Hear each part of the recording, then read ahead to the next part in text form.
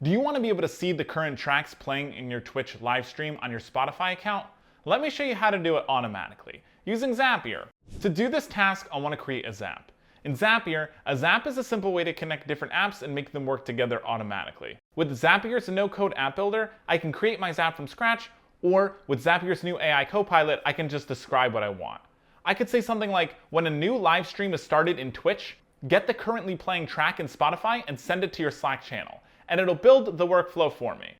My Zap will then be created. On the left-hand side, the Copilot will tell me the steps that I need to take to complete my Zap.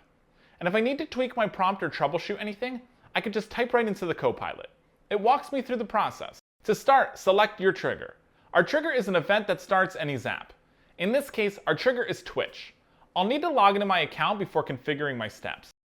To do this, click on the Account tab. The first time we set up Twitch, we'll need to connect it with Zapier. If it's your first time logging in, a link will pop up for you to log into your Twitch account. And don't worry, Zapier will only perform the actions you tell it to in a given Zap.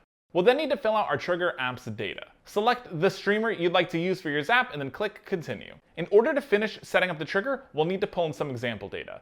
To do that, click Test Trigger. Testing our steps ensures that the data we entered is working. You're all set with the first step. Click Continue with the selected record and we can start creating our action.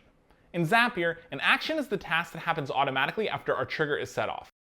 Your action event should already be set. So log into your Spotify account just like you did with your Twitch account. Once that's complete, I'll test the step.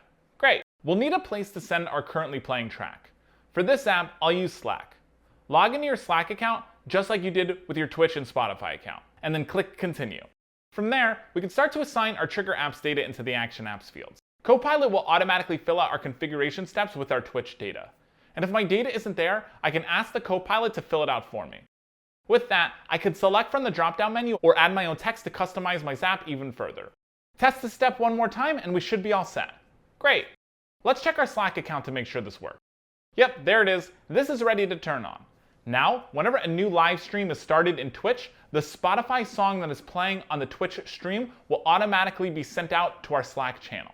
So whether you're managing a sales pipeline, automating a marketing campaign, or building your own custom business app, Zapier makes it easy to build applications without coding.